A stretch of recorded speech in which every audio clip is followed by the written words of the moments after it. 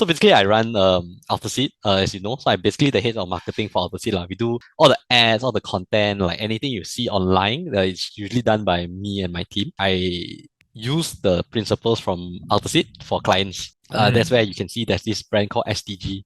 It's just under the brand, under my name of like STG Commerce. Mm-hmm. We have about 10 to 12 clients now. Yeah, mainly running paid ads for them and then consulting them how to grow their business STG stands for your name, right? Shaun Tan. group. I see. Now I get it. I used to come from a big agency also, and it was very, as you know, less like politics, corporate Yeah. issues, Yeah. all these kind of things are like it's very like it reduces productivity level, right? True. So that's True. where I decided to like go full focus on performance. Like you pay us a fee, and every month we get you the sale, and the sale covers for our fee also. Basically, you don't pay us anything in a way. How does that work? Let's say over okay, Sian, okay. Yeah. Let's say I work for Sian, okay. I'm promoting his brand. I charge him a fee, let's say 3,000 ringgit a month, and I get him 100,000 in sales. So and Okay. of course with an ad spend of say 20K. After minusing all the costs, right, you will definitely have profit, ma. So your profit can Yeah. definitely cover the expenditure of paying us. Yeah, and we act as like a outsourced CMO to the brand Okay. because of the Okay. experience that I have from agency, from e-commerce, dropshipping, running ads. Ads is our main bread and butter, but we also do a lot of like consultation, like how to improve your website, what kind of content to Okay. do, like all this add-on Huh. value where I think brands will really appreciate lah. All right. So you charge like a base fee. For the past 4 years, I used to do a percentage, but it's not reasonable. Imagine you spend 100K, Hmm. I charge you a Okay. percentage, and you spend 200K, the fee goes higher. This incentivizes you to spend more, right? But most agencies go by the kind of structure, right? Can't scale like more and more. They okay, not just scale, they can't stick. Like imagine you are a client, imagine, oh yo, I Right. want to spend 100K, I want to spend 150K, I need to pay more. Don't want to Right. just spend less. Oh, I will go and find another agency. Because I've Right. experienced this problem for the past 4 years running an agency.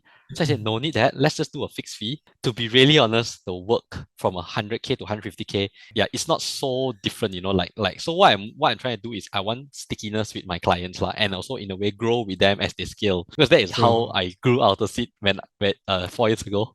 And now I'm using the Right. principles to share it with my Other clients, clients do as it for well. them. Yeah, other clients That's so like interesting. a lot of e-commerce clients, service-based clients also coming aboard. I think it's quite interesting. I think that's something that is like my passion to help people through paid ads and digital marketing. I have a question, right? So like how do you base your fees? Do you base it on the amount of revenue that potentially generate by the client or I can just be very upfront. Like we basically charge 3,005 ringgit base fee instead of hiring a senior or marketing exec like 3.5 to 4K. Why don't you pay us 3.5K? We have a team of still lean team of four, currently including okay. myself five. We will come in support you with everything you need, like the whole Facebook ads funnel, Google ads, TikTok ads, whatever ads you're running. We will support you in that way, and you have Okay. professional guidance. At the same time, I have a track record of so and so and so, like Alterseat, agency, dropshipping, and Right. whatnot. Majority of brands are spending less than 100K. I'm talking about e-commerce brands lah. So anything more than 100K in a month in ad spend, we will charge a little Mm. bit higher, but still not as high as the point where you will say that, like that, I rather just hire someone full time. Also you just have a flat fee regardless of like how much revenue they make. Regardless, I don't want to do like those agency talk. I can just say that the work you do from a 40K a month ad spend to a 80K a month ad spend is not significantly much difference. It's just True. a bit True. of maybe 30 minutes more. But people try to market it and say, oh, a lot of work and this and that. So that's why agencies are really, it's all about selling. So what True. I'm trying to do is trying to reverse it and try to be more truthful and honest. Is there any weakness to that kind of like pricing model? Like I must assume that work wise, if you're charging that much, you have 5%. I mean, won't there be a lot of scope creep that comes inside from your clients? And okay, you say you do something right, but then we also need this, we also need B, we need Okay, C, so basically and we are then very like in the contract, it's very simple. We just said our main deliverables is running your Facebook, Instagram, Google, and TikTok ads. These four is damn heavy already. right, Anything else, let's say you say, Sean, I need blogs, I need email marketing, I need creative right, content. I have right. creative partners who I work with in my agency and Alterseat. I'll share with you guys that Okay, for free, like and at a very good rate. So I have right. resources that I can share with my clients, and they really value that, like if they need influencers, you need videos, photographers. I will just share you my contacts, and those are people who have done a lot of work in the e-commerce space, in the service Mhm. space, SaaS, whatever. I think that is the added value lah. That's so interesting. I think like your model is like so affordable. My customer wins Mm. because they pay me at a very affordable rate. I win because Okay. I get my client to stick for me. Like I want to think in a way of Shopee, Spotify and Netflix. Every month Yeah. you pay without even thinking, right? Every year you just subscribe without even like, I need to cancel. I want to do that for clients in Southeast Asia or in Malaysia for starters. Right. Right. Why can't agencies do that? Like every single time, right? Back in my old Mm. agency, we have about 80 plus people. Every month, we know what we talk about in the meetings. Hey, Shaun, hey, boss, how like this month, 4 clients drop out. Can we find another 5 more clients next month? We need to chase sales, sales, sales.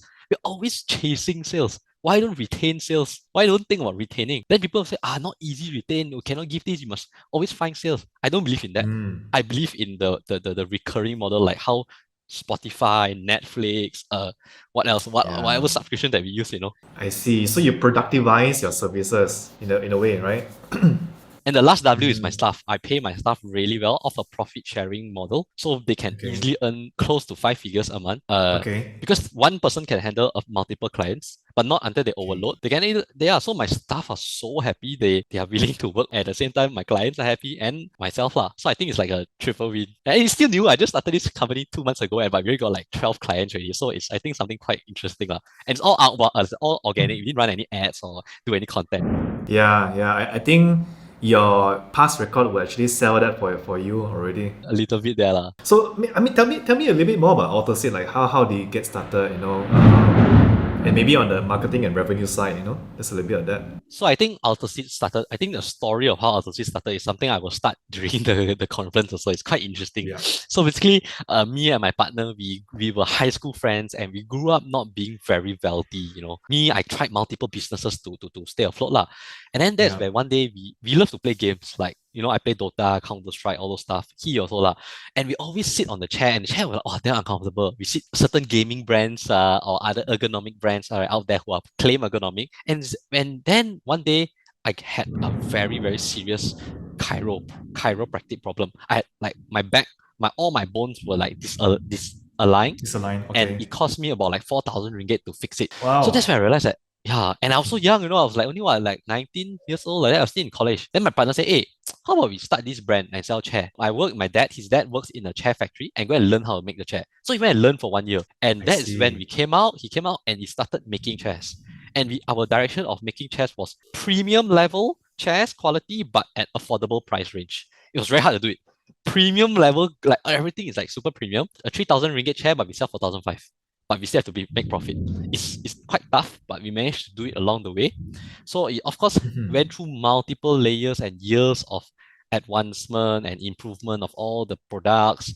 And that is where we eventually got to where we are. So in the Mhm. company, there's two. My partner handles all the product R&D and the operations. I would take his ideas and take whatever the products that's launched and go to market. So I think if Mm. you want to start about numbers, when we first started in 2019, we both were working. He was working a full-time job. I was doing my own e-commerce business selling weight. We were making about 400,000 1 year. It back then it was like wow, like so much really. 400,000 was like Mm. 30 to 40K a month. That was like 1,000 Right. ringgit a month a day in sales. And in 2020, we managed to almost 5x our business to 2 million a year. And 2021, it was the pandemic. We did exceptionally well. We did about 4 to 5 million in sales. Wow. 2022 last year, we closed at 9 point something, shy of a 10 million ringgit in sales. Yeah, so we Mhm. are very close to that 8 figure range of sales, but we are getting there lah, but slow and steady, I would say. Yeah. And then our next future plans is to actually this year to open up. We have 2 outlets now. We are opening up Right. a third one in Puchong. Okay. That's where we stay. And we are planning to open 2 more, one in Johor and one more in Penang in the next quarter. I Mhm. always tell my partner and my people, right? I say, hey, what are we scared of? If they are kiam siap, right, and we believe in our product, you scared of what? Just go lah. We go there, we market, we promote there. I'm sure we'll do well because we are so confident in our product. If you have a bad Yeah. product and you promote there, you will get ratted out damn fast. Because the Penang people are damn smart and educated. They can see through your shit very fast. Yeah, because that's what I believe. Like maybe other state you can market your way through, you can use gimmicks and stuff like that. But I think not in Penang lor. That's what a lot of people tell me, and I start to agree with them. Yeah, and that's why I really True. want to go Penang because there's so many Penang lang keep on asking us to start promoting there. Yeah, if you ever do come to Penang, I mean, if you're coming to Penang, let me know. I will hook you up with some people there. If you suggest me to open, would you suggest me to open in mainland or island? Island, definitely. Island. 100%. Yeah. Oh, okay. 100%. You know why? Because people who are Penangites, right? They don't consider the island as Penang. I mean, they don't consider mainland as Penang. Mainland is mainland. Mainland is mainland. They are their own problem. That's just how the way it is.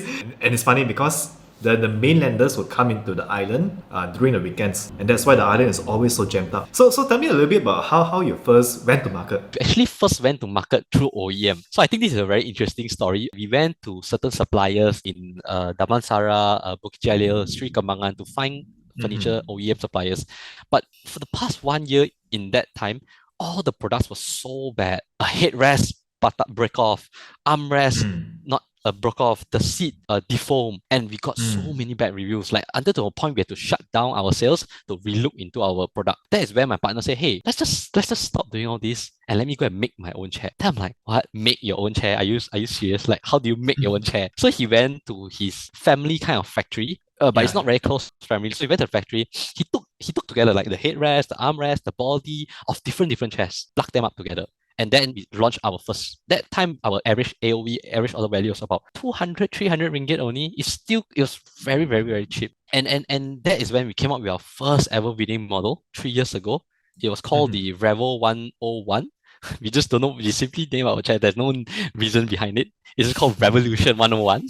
And yeah, Nice. it became our top seller. And then brands like DG, Maxis, Lotus, they ordered tens of thousands in bulk. Oh, And wow. yeah, so like if anyone work in DG or Maxis or Lotus, they will all be sitting on our chair with a name like with Alterseat name written on the armrest. Yeah, so that is how we first went to market by moving from OEM to manufacturing our own. And moving Okay. forward, that's where we partnered with a supplier and actually rented a warehouse in Rawang. So the best Okay. part about our products is made in Malaysia. Yeah, Nice. so some parts are made in China, but the assembly and a lot of the manufacturing is made here in Malaysia in Rawang. Then that Okay. is where we came up with our flagship chair. If you go to our website, it's called the CG series. So All we have right. moved from 300 ringgit chairs to now about 1,005 to 2,000 ringgit range. Yeah, and those are our best sellers, and we have been that is how we have been actually penetrating a lot of the market lah. So you mentioned that you went to DG, Maxis, and those big corporates, right? So was it like a B2B, go to market first and then B2C, or was it the opposite, or how did it go from there?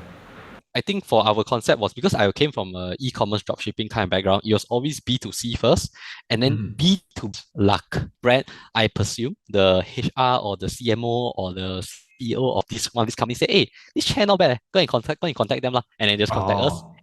and ask us Oh. to tender in. A lot of our B2C ads actually perform the best lah. B2B, to be really honest, preferably we don't want to do B2B because B2B has very long payment terms, as you know, like yeah, 60, their direct payment 90. 60, 90 days, yeah, and then you need like a lot of sampling back and forth. And yeah, it's not as fun as it sounds lah. Although you I do see. 10,000 units, but then you need to fork out a ton of money first, right?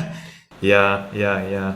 So how do you go to market with the B2C approach? Do you start running ads first, or how do you introduce this to the market? And what was some of the lessons you learned from there? I think one of the main lesson, right, is you need to always think of a way to differentiate yourself, lah, right? I think in any market, if anyone in any business, right, can also apply this.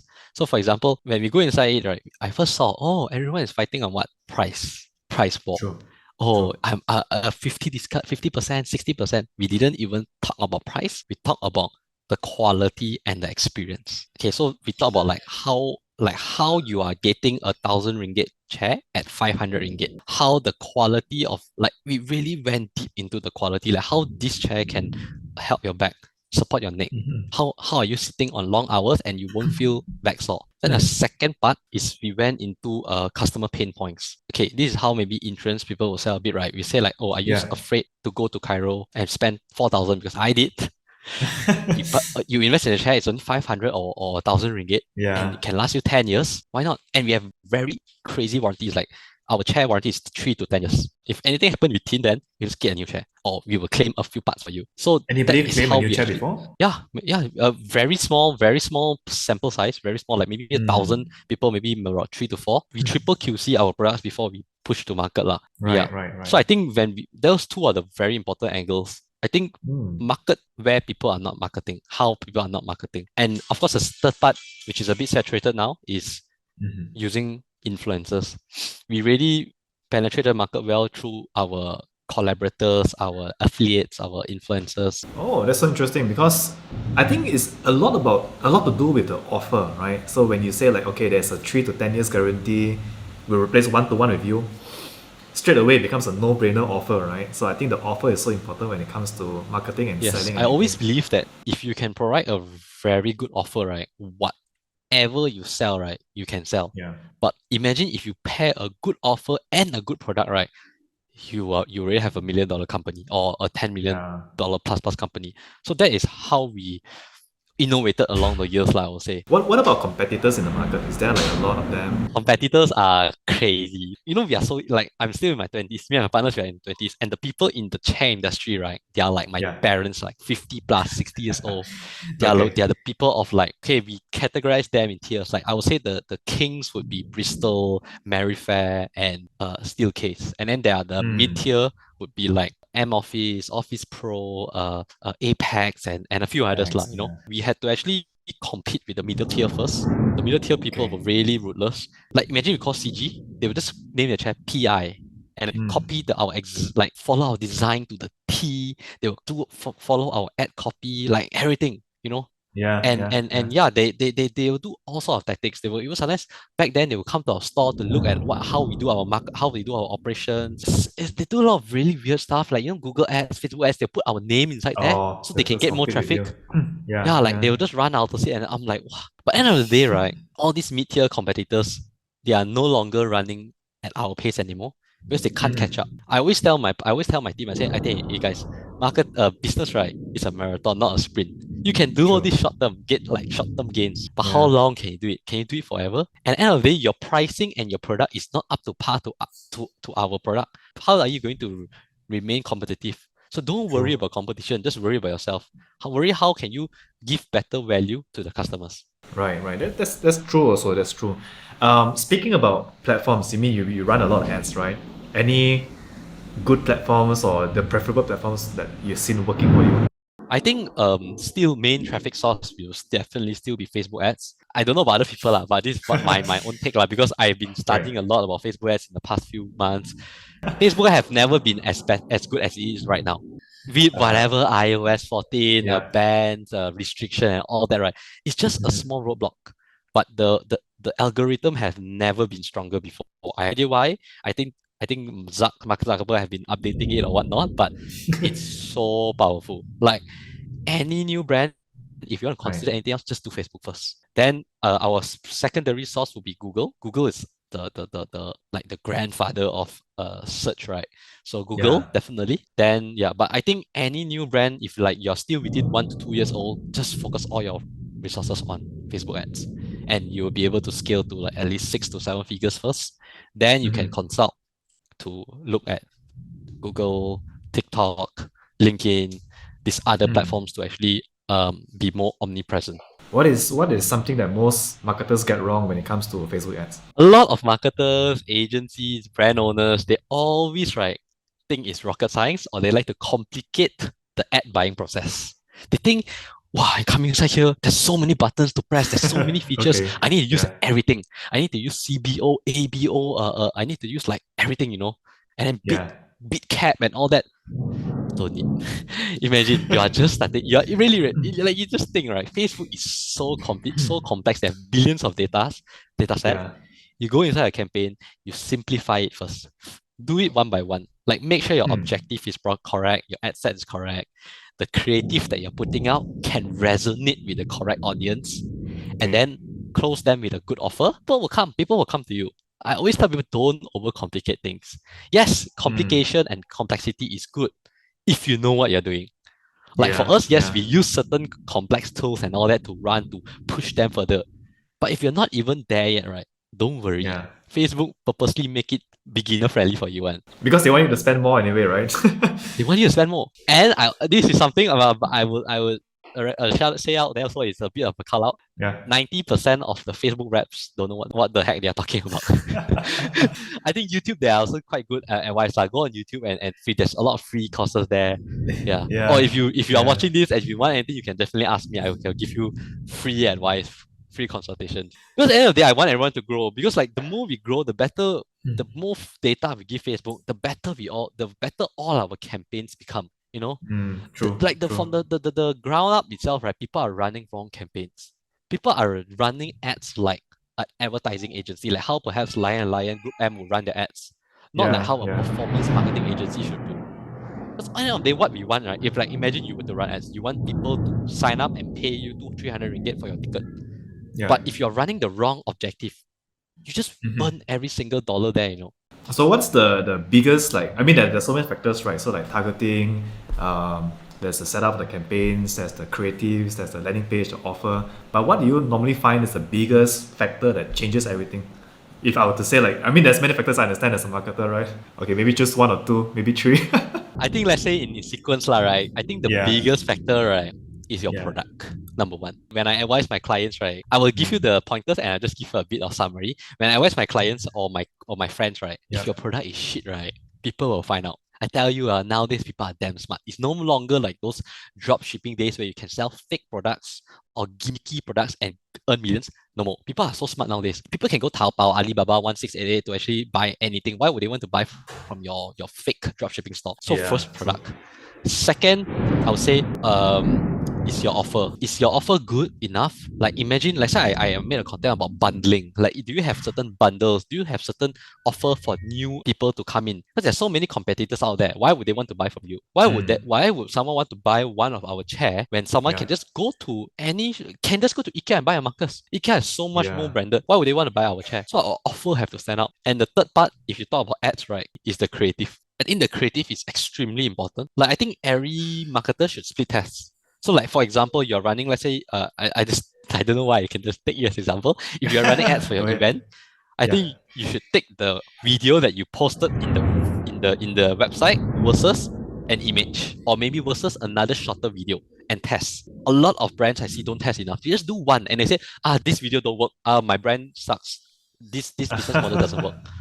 They jump to conclusion like that, when they don't even they haven't even test. And then when we come in and I said, okay, let's diagnose everything, and we yeah. do a lot of testing, and wow, I managed to sell out. Like sell out until not enough stock. Or sell out That's good. until like two not like maybe not enough seats for newer for more applicants. Anything about the interest targeting that, I mean, a lot of people, like, they are very tight on the interest targeting. How many should I put? I think to be very honest, right, just put one. Don't complicate too much. There's three ways about this, okay? Number one, if your brand has been around for at least 6 to 9 months, you can do broad because Facebook roughly know who you're targeting. Right, But right. if you're new, let's say you're very new and you're selling, let's say, phone casing, just put one targeting, phone casing. Then you can split test with another ad set and put phone cover. So just then you split test. Okay, Right. then there's another way. So let's say you have a little bit more budget to target a bit more broader, then you can do stack. Like maybe phone casing, phone cover, spy gen, etc., etc., etc. Yeah, yeah, Give it a yeah. try, give it a test, so that, like you can give all three a test. And the funny thing is, all three may work. Or if Yeah. two doesn't work, there's one will not work out. People always ask me this question, Shaun, is there one strategy of targeting that if I use, I confirm make sales one? There's no such thing. Back then, I managed over hundreds of ad accounts. Now I'm managing 12 accounts and Alterseat accounts. Yeah. I've seen my clients' accounts and friends' accounts. There's no such thing as like one size fits all. Every brand is different. True. So Yeah, yeah. that is the unique thing about marketing and the beauty of marketing. Because if you think everything is so black and white, right, then it'll be very Yeah. boring. You get what I mean? Like everything True. is just like that, lor. Like copy paste template. Then marketing is not marketing. It's become like automation of robot. So we talk a lot about ads. We talk a lot about you growing the company Alterseat, um, and running performance-based ads to audiences, right? Do you have like a funnel in place, or do you like create like awareness first before you convert people, or you go straight for the kill with your ads? I mean, since you asked, right, I just share with you lah. Okay, so basically, Wow. it's quite complex lah, right? But we just do a Yeah. pie chart. I just share with you. So whenever like when a new brand come in, we do something called like audience farming. So what is audience farming, right? Nice. Is we need to find the right audience for them. So what we do is if you can see there's so many different audience, like maybe publication interest. Let's say Star newspaper, Sin Chiu, whatnot. And then we'll just Mm. try many different audience, like maybe hobby, basketball, football, whatnot, and then Yep. split test it with two different ads. And but at a very low budget, like maybe just 5 ringgit. Like each ad set is 5 ringgit. Let's say Right. 5, we can Okay. do 10 at 50 ringgit. Then once this after 3 to 5 days, up to a week, right, we will see which ad set is performing. So once let's say lah, news are performing very well, like Sinchu, Star, Berita Harian, they're performing very well, but hobbies are not performing well.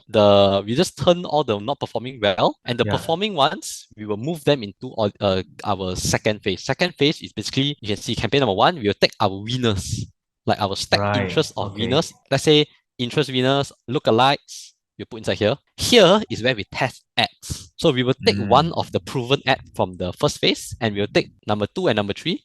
We will take a different variation to test. We will run this for about 1 month, about 2 to 4 weeks, because Okay.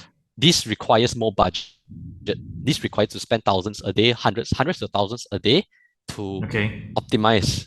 Then that is where our last phase, summary, this phase is basically what we do is we focus more on retargeting. So do you know, like, let's say you have seen our ad, but you didn't purchase, we'll retarget you. It's basically a campaign to get free money. You spend like 10 ringgit, you can get 100 ringgit back one. Like, although people have not heard of 10x ROI, but it's possible. Yeah. A lot of brands are still not running these kind of campaigns. So True. we run very structured campaigns like add to cart, initial checkout, page views, seen our Instagram posts. We'll run ads to all these audience. Hey Ruben, did you forget? Did you forgot to check out? Here is a small 10 ringgit code to make your checkout before the event ends. Then you're like, wow, Nice. why this brand keep following me everywhere? Okay lah. I will Check it out and purchase. see. Check it out. Yeah. Yes. Mm. Yeah. So I think in short, I mean, I can go in deep in that, but in short, that is our campaign structure lah. It looks complex, but the way I explain it is very simple. Yeah. we I totally test get it, we man. test audience, test creative, run retargeting. And in all these three stages, you're testing conversions. Like even in the We first phase. only test conversions. Yeah. I used to work with property developers and all those Yeah. big brands like you said, right? Yeah. But those are running awareness, just very vanity metrics. You know, like vanity, like Yeah. clicks, views, and all that. But we don't do that anymore, Mm. because now these clients are like, whatever money they spend is like so hard to earn. So we really make sure that we give. I think that's interesting. I think people will love that kind of presentation. I mean, aside to our interview today, right? I think people will love that. If you can share that. I don't really know what people in Malaysia also. Yeah, I think what I plan to do is I'll make a more simplified one, like maybe a Yeah. smaller, most, because this is for my team. My team of media buyers are very complex. So I think a simplified one to show people, and then at least they can go back home and they can implement. Yeah, Yeah. I think that's a Okay, really good okay. idea. Wait, thanks, man, for taking this time with me. And No also problem, thanks for bro. I think it was speaking. really nice to meet you also. Like I can't wait to meet you in person in May. Yeah. Same, likewise here. Likewise here.